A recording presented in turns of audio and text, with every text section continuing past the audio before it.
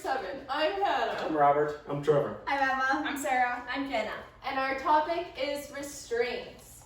So what are restraints? It's an intervention used to limit activity or control a patient's behavior or control a part of their body. Restraints are only used when other interventions have not been effective or are not appropriate. They are a last resort intervention and used in the least restrictive manner as possible.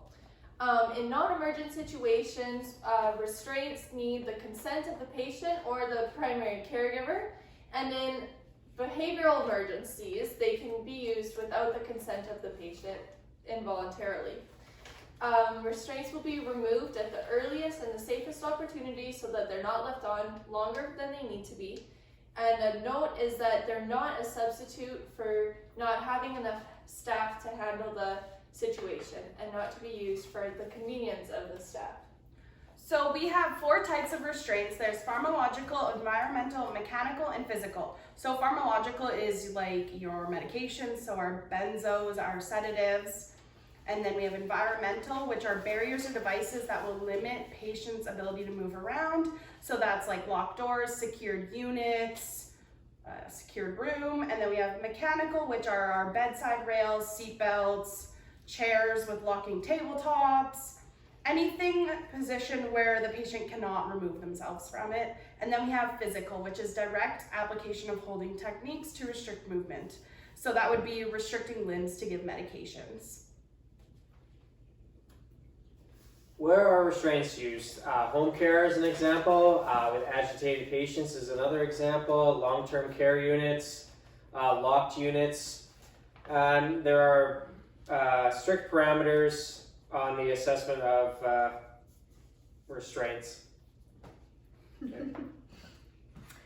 So there is a protocol that has to be followed in order to use restraints. So emergency treatments such as resuscitation, there does need to be consent if it's a non-emergent situation.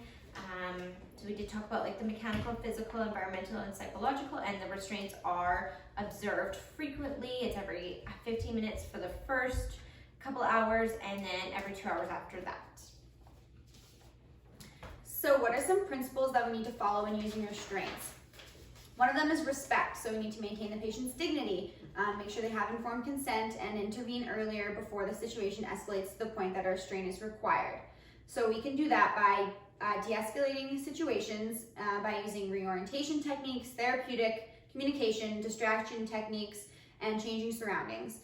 Consent is required to allow the use of restraints except in emergency situations where severe harm could be imposed on the patient or the staff.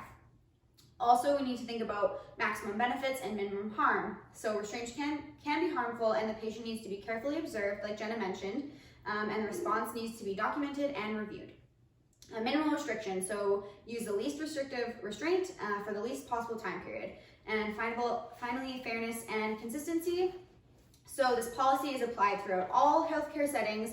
Restraint is the last resort. A patient should not be subjected to different forms of restraints for the same types of behaviors just because the patient is in a different location or if there's different staff working.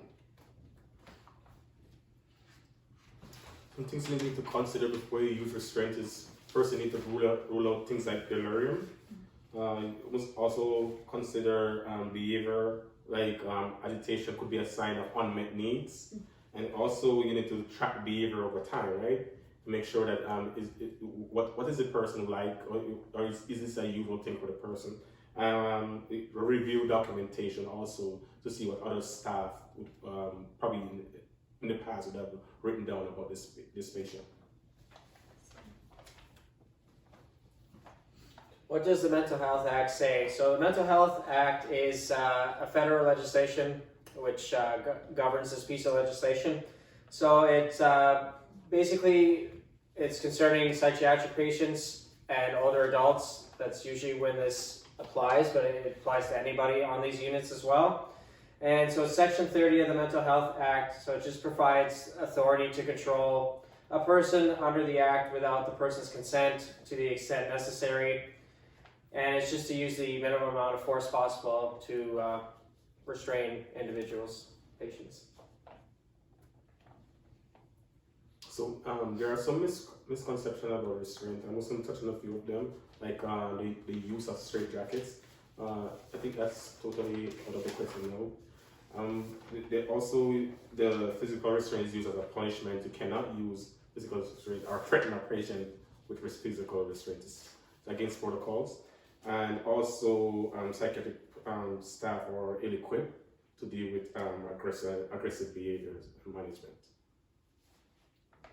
Okay, so now we're gonna have a little bit of a debate. We're gonna have two sides.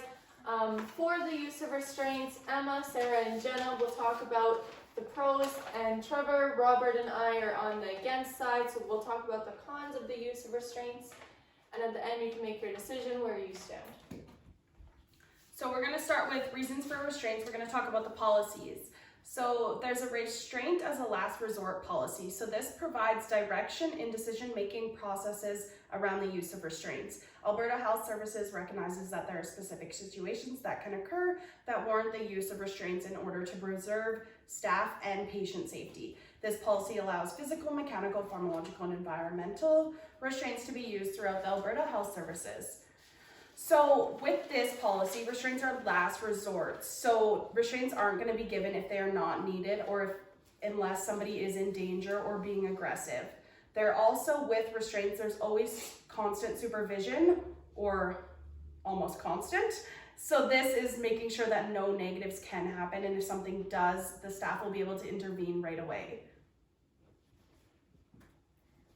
Awesome. So second argument for the use of restraints is patient safety. So restraints are used in the best interest of patients. That follows the ethical principle of beneficence, and they're carried out in order to prevent the individual from coming into harm's way. So that is following the principle of non-maleficence. So restraints are often used when the individual has little insight into their consequences of their actions.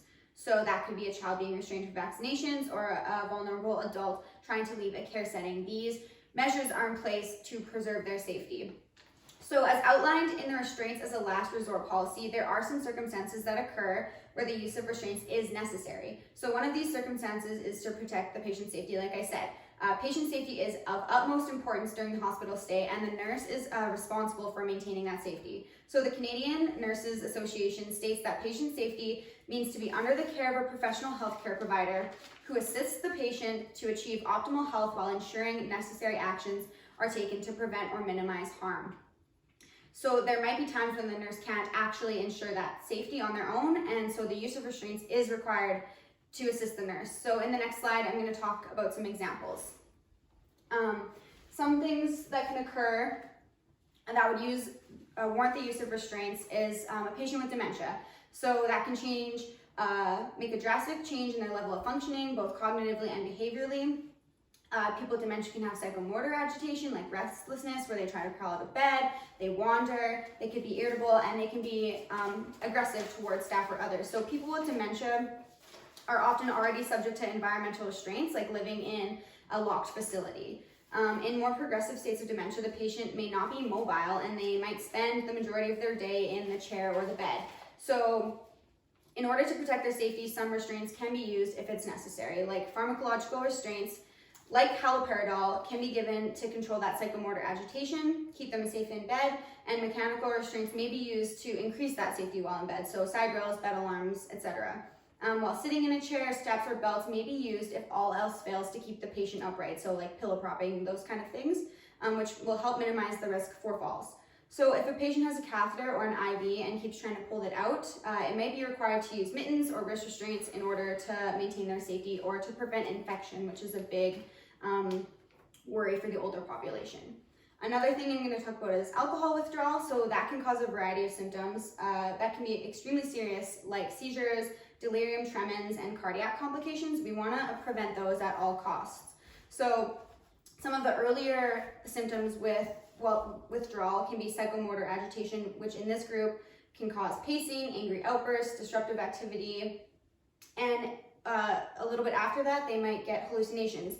So in order to treat that anxiety and that psychomotor activity, a patient can be given benzodiazepine, which has sedative effects to help calm them down, and an antipsychotic medication may be given to treat the hallucinations. So benzodiazepines and antipsychotics are considered forms of pharmacological restraints, but they are used to help keep the patient safe and to actually prevent those further escalation of withdrawal symptoms. Another thing is postoperative psychosis. So that's the onset of delirium, an altered level of consciousness, and a severe agitation in elderly individuals after a surgical operation. So it's the most common postoperative complication. The patient may become erratic, agitated, violent. Restraints may need to be used in order to protect that patient's safety. So mechanical restraints like bed rails, like I said before, to make sure the patient doesn't harm themselves while getting out of bed, or if they're confused, if they have surgical drains and they're trying to remove them. Those mittens or those wrist restraints will be really important because pulling out that drain could cause them additional harm and impede their healing, which is worse overall than restraining them. So finally, the suicidal patient, those are those who intend to conduct lethal harm to themselves. So patients have taken their lives in the psychiatric unit out in our hospital. So we want to prevent that. If a patient is actively trying to commit suicide, restraints could be essential in protecting their safety. So physical restraints like those holding techniques may be used to stop a patient from harming themselves further. And those environmental restraints, like placing a patient in a seclusion room with nothing in it that they can harm themselves, and locked doors, might be required to prevent any more self-inflicted harm to the patient.